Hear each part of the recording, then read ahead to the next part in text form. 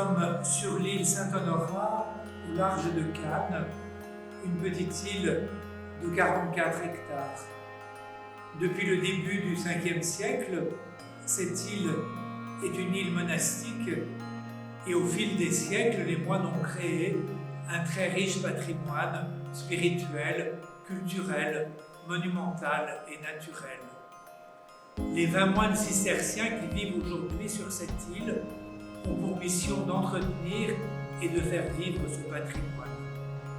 Au cœur de l'île, la tour monastère, construite entre le XIe et le XVe siècle, est le monument le plus emblématique de l'île.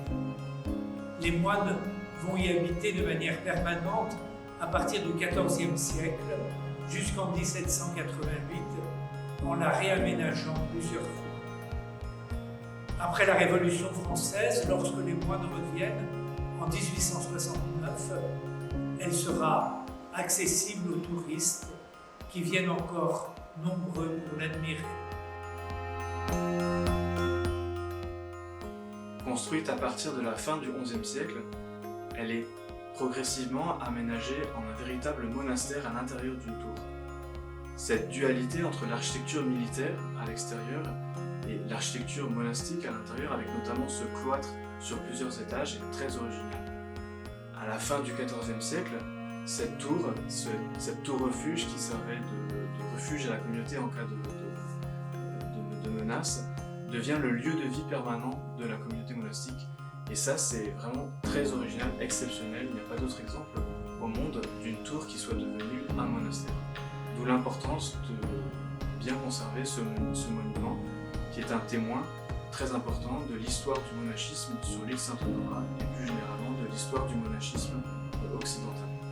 Alors cette tour, elle est aujourd'hui en partie ruinée du fait de son abandon dans la première moitié du XIXe siècle.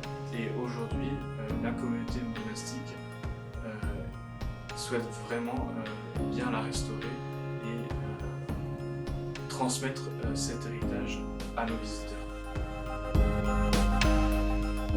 La tour monastère a vécu plusieurs restaurations depuis le XIXe siècle. C'est un monument qui a suscité déjà beaucoup d'intérêt à cette époque-là. Il est inscrit en 1840 sur la première liste des monuments historiques. Et en fait, c'est le premier monument des Alpes-Maritimes qui figure sur cette liste. Il y a eu une petite campagne de restauration depuis début du XXe siècle, mais la plus grande campagne, c'est la campagne actuelle. Donc, en 2013, nous avons entamé une étude préliminaire. En 2019, on a lancé l'appel d'offres et les travaux ont commencé en juillet 2020 et vont durer jusqu'à fin 2022. À la fin de ces travaux, nous espérons en fait pouvoir accueillir le public d'une manière plus sécurisée et ça sera toujours un accès donné gratuitement aux visiteurs de l'île Saint-Honorat.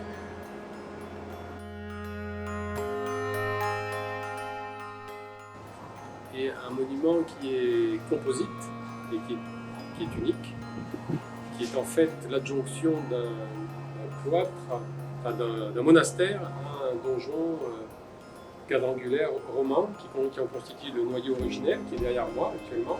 C'est cette question de la sécurité, ainsi que celle des garde-corps intérieurs, qui a poussé la communauté à mener des études de diagnostic et ensuite des études de maîtrise d'œuvre pour un projet de restauration et de mise en valeur. Alors, le parti qui a été retenu pour la présentation a été de faire une présentation très archéologique, c'est-à-dire de ne pas modifier, de ne modifier que ce qui posait des problèmes de mise hors d'eau ou de stabilité ou de sécurité, mais de ne rien modifier finalement des strates historiques, que ce soit les murs, dont on voit un exemple derrière nous, puisqu'on a des murs qui ont subi des transformations successives, avec des bouchements successifs, avec des modifications, des enduits qui se sont dégradés, donc il reste quelques vestiges, des sols dégradés, etc. Et l'idée étant de garder le maximum de ces vestiges dans un état de présentation archéologique, en les sécurisant, en les cristallisant. Voilà. L'idée c'est ça, globalement c'est de cristalliser le monument, le sécuriser d'un point de vue des normes de sécurité pour l'accessibilité du public. Alors ce qui est extraordinaire dans cet édifice, c'est la diversité des pierres que l'on va rencontrer.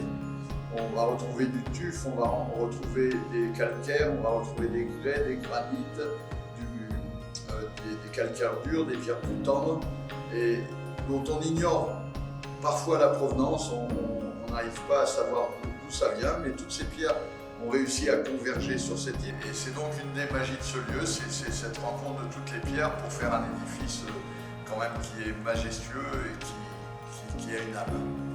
Une des grosses surprises du chantier a été de constater que les consoles qui supportaient l'ensemble du réseau de machicoulis en partie haute étaient complètement fracturées.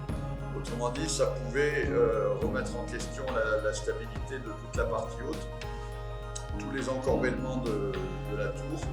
On a remplacé beaucoup de consoles qui étaient complètement fracturées par des consoles en pierre neuve qu'on a retaillées sur place à l'identique et qu'on a glissées comme on rentre un tiroir dans leur position et qu'on a scellé, bloqué et qui maintenant ont repris leur fonction de maintien de tous les machicoulis et les créneaux.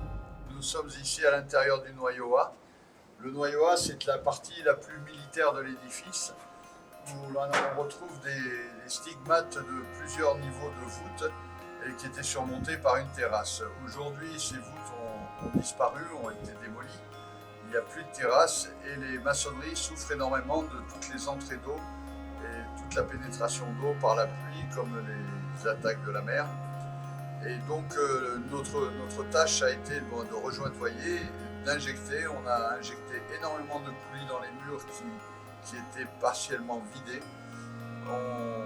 Et après, on va reposer une toiture en verre pour protéger l'ensemble de l'édifice des intempéries et de l'eau qui migrait sans arrêt dans les maçonneries et qui avait tendance à les détruire.